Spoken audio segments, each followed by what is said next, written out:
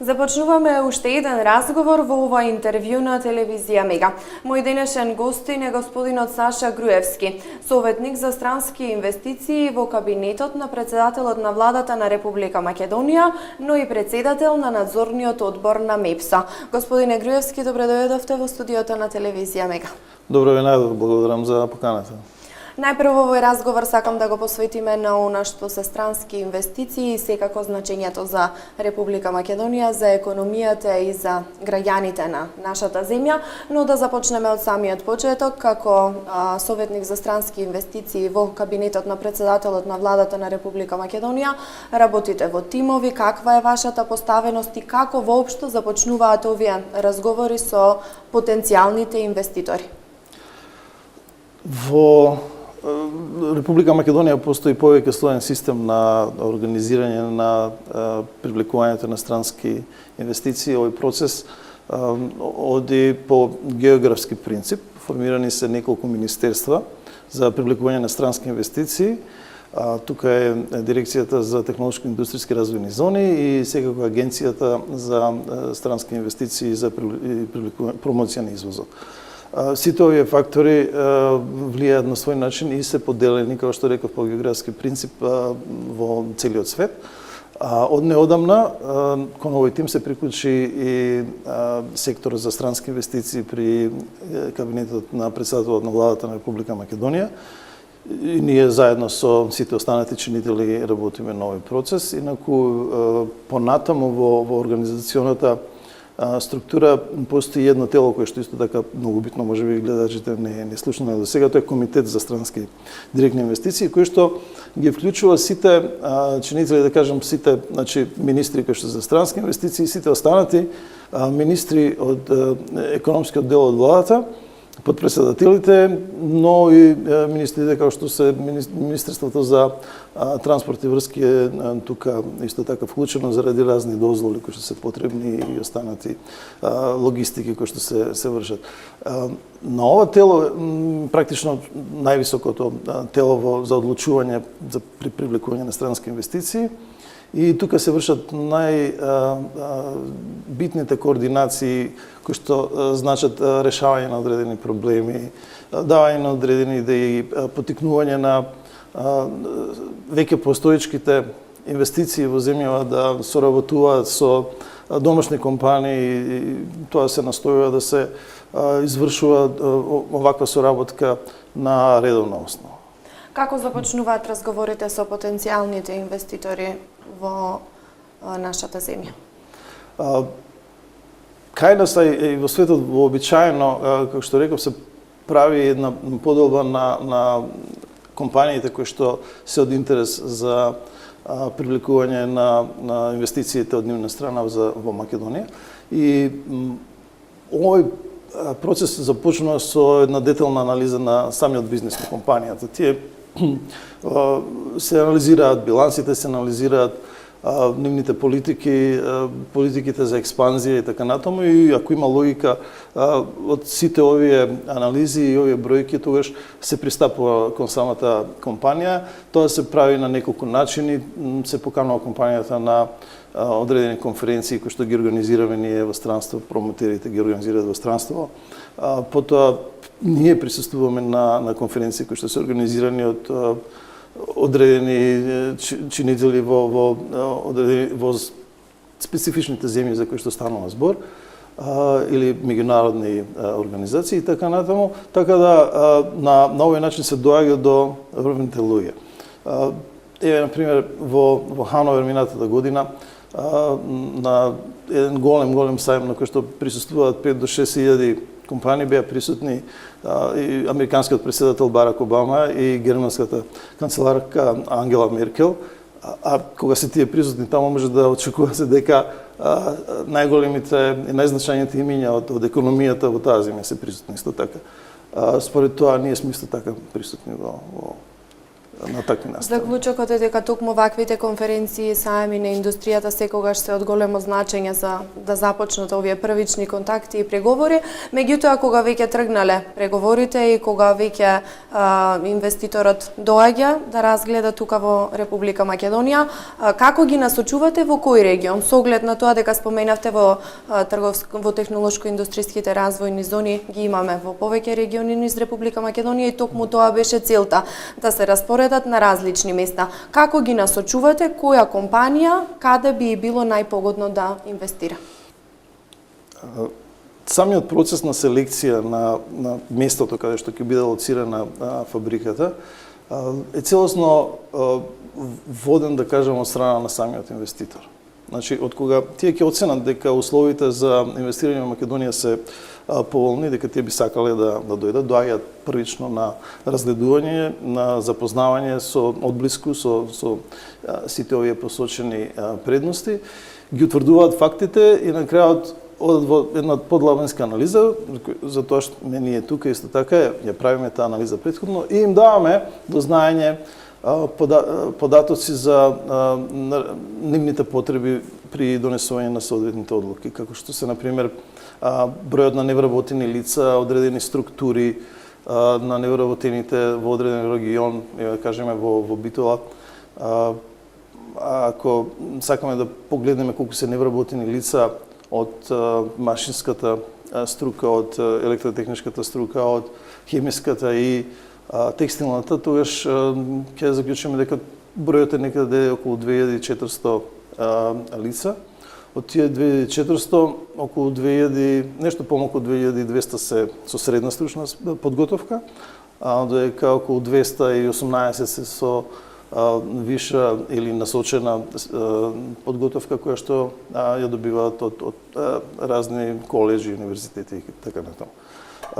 Па странците, оние кои што се заинтересирани да инвестираат од овие податоци, ги извлекуваат, да кажам, битниот елемент во факторот на производство, тоа е човечката сила, и одлучуваат дали својата фабрика ќе ја изградат во Битолскиот регион или можда во некој друг регион од Република Македонија. Секако тука пресудно значење имаат и останатите фактори на производство, како што се репроматеријалите, дали тие може да се набават од одреден регион во Македонија или па ќе се увезуваат до странство. Ако се увезуваат, тогаш е битна инфраструктурата, дали постојат патишта, железнички пруги и така натаму. Така да врз основа на сите овие податоци заинтересираните компании кои што доаѓаат од странство донесуваат одлука за тоа каде да инвестираат. За една споредба, во минатото сте работиле и како економски промотор во Соединетите Американски држави. Полето е, можеби ќе речеме, слично на работа, меѓутоа таму сте биле на терен како економски промотор на нашава земја, тука сте како советник за привлекување на странски инвестиции. Какво е искуството од економски промотор на терен и дали можеме да направиме некоја разлика помеѓу тоа и ова што сега го работите? Разликата пред се е во близината, во присутноста на терен. Значи, вие сте веќе во одредени региони кои што предходно владата и овој комитет за странски инвестиции, што ви го кажав предмаху, донел одлука дека треба да се биде присутен. Заради низа причини, пред се економски, или концентрација на одредени кластери од индустријските од индустриите во соодветна земја. И врз основа на тоа се распределуваат промотерите на секаде низ светот. Кога сте веќе таму, вие имате непосреден допир со овие компании на разни манифестации што се случуваат во земјата каде што сте или во државата, ако станува збор за Соединените Американски држави, на настани слични како овие што ги опишав. Меѓутоа и нашето учество тука е многу инструментално, да кажем, во делот на организирање на овие роудшоа и конференции економски кои што ги организираме во странство. И само за илустрација да кажам тука за корисноста од постоењето на овој промотерски тим на секаде низ светот. Кога мене за прв пат ми беше кажано дека треба да организирам настан во Атланта, временскиот рок кој што го имав за да се организира тој настан беше 25 дена. И реков, ова е многу краток рок, ајде да видам како тоа функционира локално и дали постојат одредени организации кои што со тоа се бават и што тоа значи, да кажеме, од аспект на буџетот. Постои една силно специализирана агенција во Атланта за овие настани и им се обратив нив. Тие ми рекоа дека прво за 25 дена не можат да организираат ваков настан, тоа е премногу краток период, затоа што треба да се повика, знаете, ако сакате да имате 100-150 присутни лица од разни компании, вие треба да се јавите на можеби 1000 најмалку компании за да ви потврдат дека тие ќе присуствуваат на ваков настан. Па потоа треба и follow-up да се направи, значи последователни повици на секој од нив и така. И тоа наистина се формира една датабаза на податоци на овие учесници што биле на конференцијата и на таков начин времето се исцрпува. 25 дена се навистина краток период. Поинтересно е можеби и да го кажеме податокот дека тие бараат $33,000 за да го организираат овој настан. И си реков, добро, ова е добра информација за да почнеме од тука. Јас го организирав тој настан во тие 25 дена и севкупно беа потрошени околу $2,500 за ова роудшоу во Атланта, која што беше посетено над 100 компании. Така да присутноста на терен е изразено и во цифри, во бројки, и во износи доларски кои што би паднале на терен на буџетот на Македонија е многу значајно. Она што мора да го споменеме е значењето. Без разлика дали инвестициите се привлечени директно на терен или пак се преку вакви директни разговори кои вие сега веќе ги остварувате, кое е значењето за раздвижувањето на економијата, кое е значењето за граѓаните, со оглед на тоа дека во повеќе наврати сме имале можност да направиме разлика помеѓу директен и индиректен бенефит од овие странски инвестиции.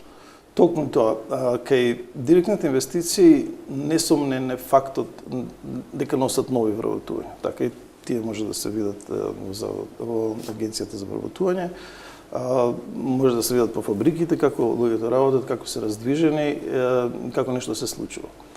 Тоа се директните вработувања. Меѓутоа, постојат и индиректни вработувања кои што ја следат секоја инвестиција што доаѓа, затоа што на компаниите им треба поддршка, да кажам, од шпедитерски аспект, поддршка од правен аспект. Во фабриките тие организираат и топол оброк, значи кетерингот исто така. Така да еден дополнителен број на вработувања се создаваат со директните инвестиции, што е многу важно. Овие индиректни вработувања можеби некојаш достигнуваат и иста бројка, некојаш и повеќе од оние кои што се директно вработени во самата компанија, зависи од секторот во кој што се наоѓа. Понатаму мора да споменеме дека кај со странските директни инвестиции не се прави, многу важно, не се прави нелојална конкуренција на постојните македонски компании. Некако се заборува да се спомене тој факт дека во зоните и воопшто кај оние со кои што се склучува соодветни договори за инвестирање се инсистира, односно е еден законски услов производството што ќе биде направено во зоните да биде исклучиво наменето за извоз. Така да поволностите што ги добиваат компаниите кои што се лоцирани во технолошко-индустријските развојни зони не значи дека таа компанија ја прави подобра или поевтина во однос на нека македонска компанија, затоа што целокупното производство, како што реков, е наменето за извоз. Да споменам и нешто што на самиот почеток го кажав. Во Македонија постојат доста компании кои што соработуваат со странските инвеститори во земјата, со сега веќе домашни компании, бидејќи се тие регистрирани тука, и како добавувачи на опреми, на разни услуги кои што се потребни. Значи, за да станат нивни добавувачи, овие компании бараат од нив одредени критериуми да бидат запазени. Тие критериуми мора да бидат во рамките на нивните политики за соработка со добавувачи. Значи, целото ниво на квалитет, на одредено производство, на доставување на услуги до компаниите кои што се инвеститори од странство, се зголемува. На тој начин се врши една и директно влијание на зголемување на квалитетот и компетитивноста на македонската економија. Натамошен ефект, кој што во економијата е многу важен, е паричниот мултипликатор. Се зголемува многу брзо како директно влијание на овие нови вработувања. Тоа значи обртот на финансиски средства во една економија како се одвива. Кога вработениот во одредена фабрика ќе добие плата, тој оди купува храна, тој што ја продава храната можеби ќе отиде во театар, глумецот на тој начин добива потврда за својот труд, тој ќе оди ќе се врати дома со такси. На овој начин се зголемува протекот на паричните средства, односно се анимираат многу повеќе економски токови во една земја кога имате нови дополнителни странски инвестиции.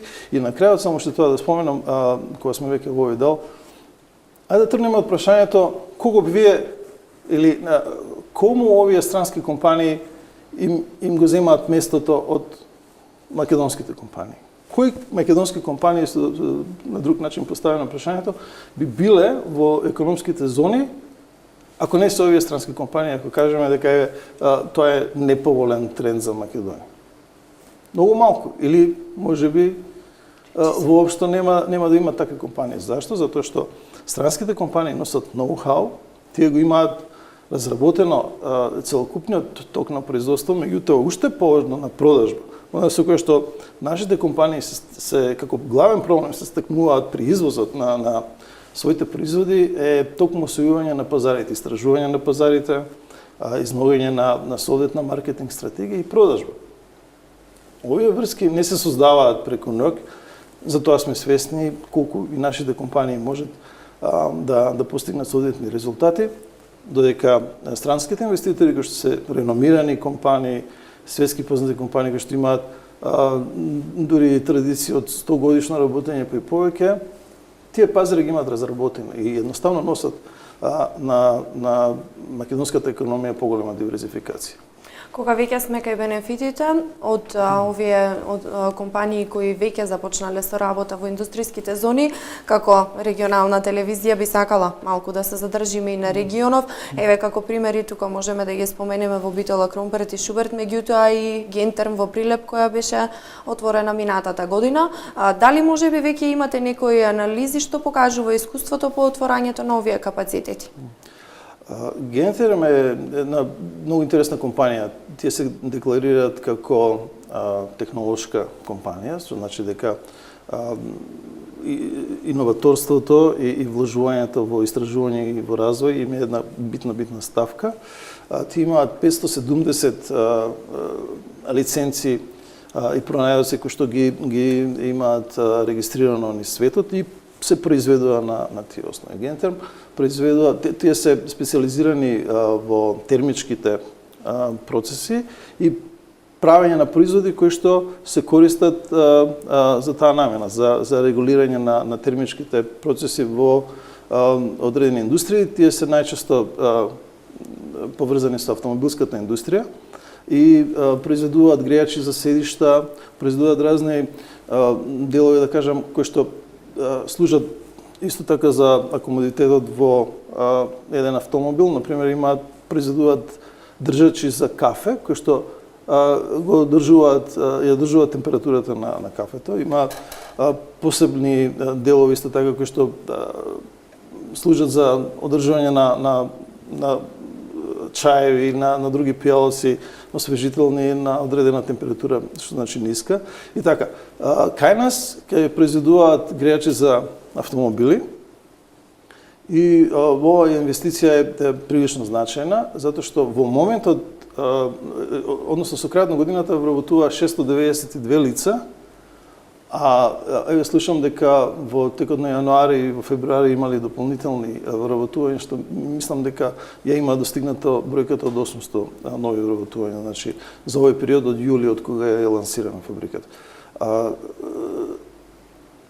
Нивните вработувања треба да достигнат севкупни 2000 лица, значи да се вработат. Тоа е, да кажем, прилично голем проект, 20 милиони евра е целата инвестиција.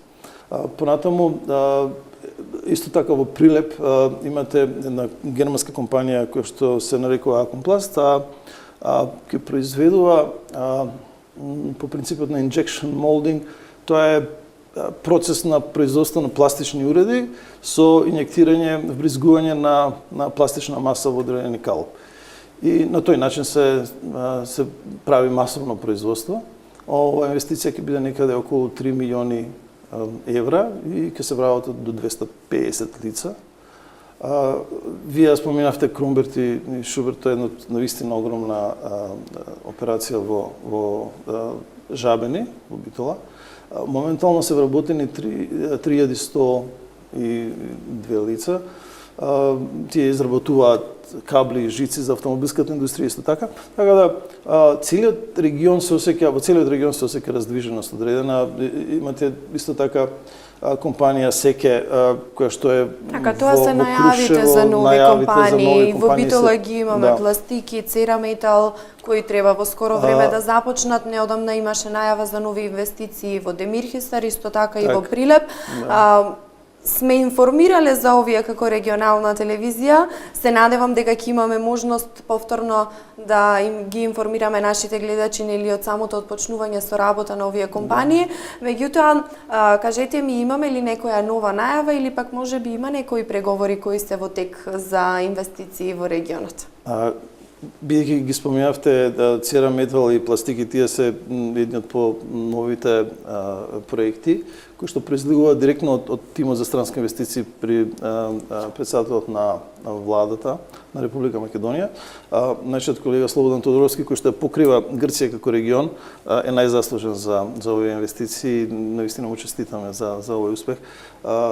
Меѓутоа, има дузина други проекти кои што се нарекуваат дека се у пайплайн, значи чекаат на ред да бидат завршени до крај. Секако одлуката за тоа дали ќе инвестираат, финалната одлука ја носат тие самите и вообичаено не ги кажуваме овие податоци или имињата на тие компании. Меѓутоа, некои што веќе се изјасниле, има компанија Vig Group, да кажем, од Германија, која што исто така ќе биде во Тирс Прилеп лоцирана, таа ќе вработува околу 1000 лица и ќе произведуваат апарати за домакинството.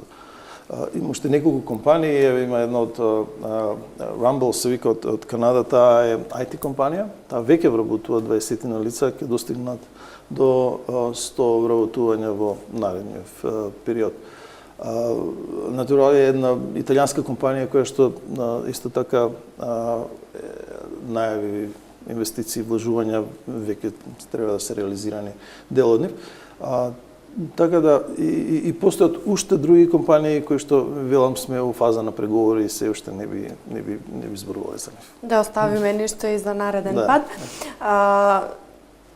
Позитивни резултати за тоа дека сме дестинација која станува се попривлечна за инвестирање, доаѓаат и од оние меѓународни извештаи кои ја позиционираат Република Македонија се повисоко и повисоко како посакувана дестинација за инвестирање.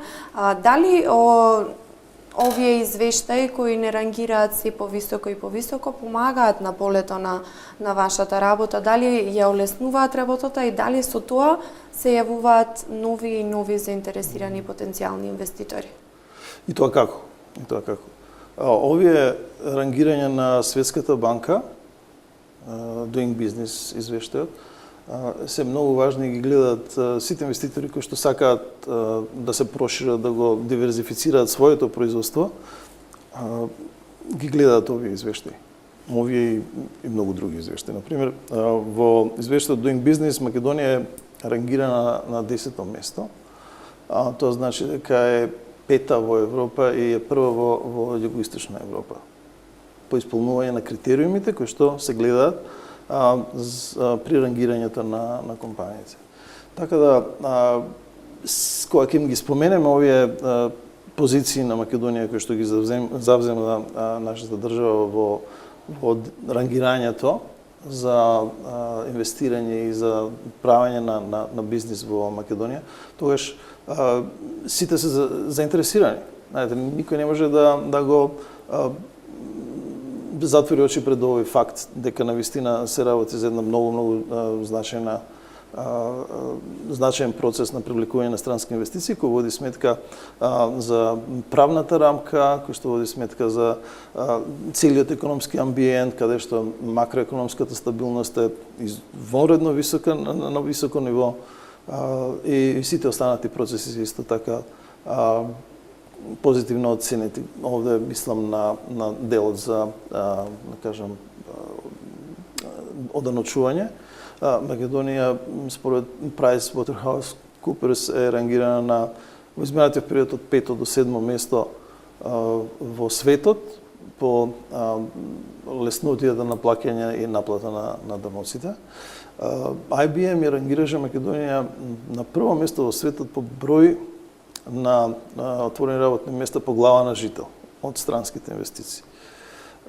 Така да тоа се многу значајни индикатори и мислам дека целокупниот процес оди во добра насока. Ако овие извештаи даваат еден позитивен резултат и напредок, дали е она ситуација, оваа политичка криза во која Република Македонија се наоѓа повеќе од 2 години, може би е кочница или пак мал застој на полето на привлекувањето на странски инвестиции и како сето тоа влијае врз вашата работа? Сега можеме да кажеме дека е мал застој, се надеваме дека нема да се претвори во некоја битна пречка за сите овие најавени инвестиции да дојдат и да се реализираат во Македонија. Мислам дека сите чинители на политичко ниво во Македонија се свесни дека процесот на привлекување на странски инвестиции е, како да кажем, императив, дека без него не може да се оди напред. Сите бројки и објаснување и во денешниот разговор што ви кажавме, мислам дека одат во таа насока да посочат дека навистина овој процес мора да продолжи. Така да се надеваме дека со решавање на политичката криза, дека тоа ќе биде прилично брзо, дека ќе продолжиме со контактите кои што веќе сме ги оствариле и дека странските инвеститори со несмален интензитет и интерес ќе продолжат да инвестираат во Македонија. Да се надеваме дека резултатите ќе бидат уште подобри и поуспешни во иднина. На самиот почеток на нашиот разговор споменавме дека сте и председател на надзорниот одбор на МЕПСО. Тоа е една сосем друга тема, но сепак да се задржиме малку и на тоа. Кажете ми, која е улогата, функцијата и значењето на МЕПСО во енергетскиот систем на Република Македонија? МЕПСО е акционерско друштво кое што се формираше со трансформацијата на електростопанство на Македонија во 2005 година. Системот се подели на 3 независни, да кажам, системи, кои што вклучува дел производство, тоа е денешниот ЕЛЕМ, и овде во РЕК Битола сте многу свесни за постоењето на ЕЛЕМ и значењето негово за целата земја, не само за Битолскиот и Прилепскиот регион. Понатаму беше практично продаден делот за дистрибуција на крајните корисници на странски инвеститор, тоа е ЕВН од Австрија. А МЕПСО е исто така државна компанија која што практично посредува помеѓу овие две дестинации, односно од генерирањето на електричната енергија. Врвен приоритет на МЕПСО е преносот на електричната енергија и квалитетното обезбедување со електрична енергија на сите точки во преносната мрежа. Овој приоритет се остварува преку пред се континуирано инвестирање и преку беспрекорна безпрекојно одржување на системот во кондиција, што значи одржување на квалитетот преку имплементирање на одредени нови содржини, нови технологии, нови инвестиции кои што значат управување автоматско од диспечерскиот центар на МЕПСО и уште многу други инвестиции кои што се на самиот терен, далеководите и во трансформаторските станици. Како ја оценувате работата на компанијата во изминатиот период? Може ли да се издвојат некои покрупни проекти кои беа реализирани, се од големо значење, сепак баш за оние крајните потрошувачи кои велите дека се и најзначајните за МЕПСО? Работењето во претходната, можем да кажем и во годините што претходи на 2016 се прилично интензивни во поглед на инвестирање во самиот преносен систем, електропреносен систем, со кој што управува МЕПС. Вложени се само во Битолскиот регион околу нешто над 9 милиони евра во неколку проекти, тие ќе ги споменеме малку подоцна. А на територијата на цела Македонија вложени се над 30 милиони евра. Значи, тоа се рехабилитации, ревитализации на далеководи, менување на опрема, онаа која што веќе не одговара со новите системи, нов хардвер и софтвер за мониторинг, наблюдување и така натаму. Така да, сите овие инвестиции значат токму тоа потврда за континуираното инвестирање и одржување на кредибилитетот на преносниот систем. Тоа е од многу важно значење. Сега, ако сакате, можеме да споменеме и неколку кои што се многу важни, особено за Битолскиот регион, бидејќи целиот Битолски регион е особено важен за електроенергетскиот систем на Македонија поради постојањето и производството на струја од рек Битола. МЕПСО има раководи со 4 трансформаторски станици во Битола. Најзначајна од нив е трансформаторската станица Битола 2, која што е клучната точка на поврзување на рек Битола и останатиот преносен систем низ Македонија. Па така од ТС2, трансформаторска станица Битола 2, имаме еден 400 киловолтен далновод кој што оди за Грција. Значи, на овој начин се поврзуваме со соседите на 400 киловолтно напонско ниво, што е многу важно за да се има таков систем во една земја кој што преку кој што се врши пренос на по-големи дестинации, по-далеки дестинации. Исто така извршена е во изминатиот период, зборувам, во 2009 година се инвестираше во ревитализација на трансформаторската станица Битола 2. Извршени се одредени промени на опремата, ставена нова заштита, се врши инвестирање во нова компјутерска опрема и софтвер која што ќе значи мониторирање на системите, на процесите, на протекот на струјата од ова командно место што се наоѓа во централата во Скопје, значи Националниот диспечерски центар. На таков начин се подобрува сигурноста на целиот систем. Значи, ваквите инвестиции се вршат низ целата земја, како што реков. Понатаму, во изминатиот период се инвестирани, да кажем, во 2013 година извршена ревитализација на 110 киловолтната далноводна мрежа, која што ги поврзува Битола 1, ТС Битола 1 со Битола 4. Во 2013-2014 година, значи за неполна година, се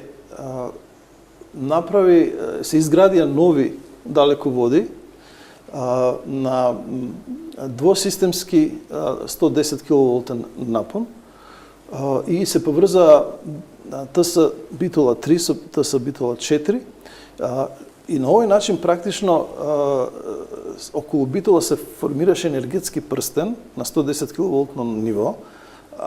Тоа значи дека можноста за пад на напонот во битолскиот регион е сведена практично на нула. Сите овие инвестиции, како што реков, само во битолскиот регион изнесуваат околу 9 милиони евра. Меѓутоа, она што следи, тоа беше и во вашето наредно прашање. Што е она што следи? Да, што е она што следи? Е најголемиот проект што досега ќе се направи во цела Македонија. Тоа е изградба на нов далековод од Битола и Елбаса. Значи, овој далековод ќе ги поврзува трафостраниците во Битола 2, поточно со Елбаса. На овој начин цела земја, Република Македонија ќе биде поврзана исто така во прстен со 400 киловолтно напонско ниво, што е вонредно значајно за позиционирањето на Македонија во мапата на Европскиот енергетски регион. Тоа значи дека со тоа се прави на национално ниво заштеди при преносот на електрична енергија, се возможува постабилен систем снабдување со електрична енергија и соодветен напон во секое време. Преку трансформаторските станици нели се врши трансформација на напонот од 400 на 110 киловолти, тоа е основната улога и значење на трансформаторските станици, и потоа оваа енергија, електрична енергија се дистрибуира понатаму на крајните потрошувачи. Ваквите инвестиции, оваа инвестиција е вредна 37 милиони евра. Тоа е кредит од Европската банка за обнова и развој. Надзорниот одбор на МЕПС го подпиша овој договор и сме навистина задоволни од преговорите што да е со Европска банка, особено издействувањето на многу ниска каматна стапка. Ние добивме 3% маржа над Юрибор, што во моментов изнесува околу 3,1% каматна стапка за овој кредит. Такво задолжување на поединечни ентитети од Македонија не постои. Значи е вонредно важно што една ваква институција наднационална како што е Европската банка за обнова и развој инвестираше или одобри кредит на една македонска компанија по така поволни услови. Тоа може да биде превземено понатаму од останатите кредитни компании кои што ги гледаат овие процеси на многу поволен начин и евентуално и државните задолжувања што одат преку Министерството за финансии би можело да се таргетираат на одредена пониска каматна стапка.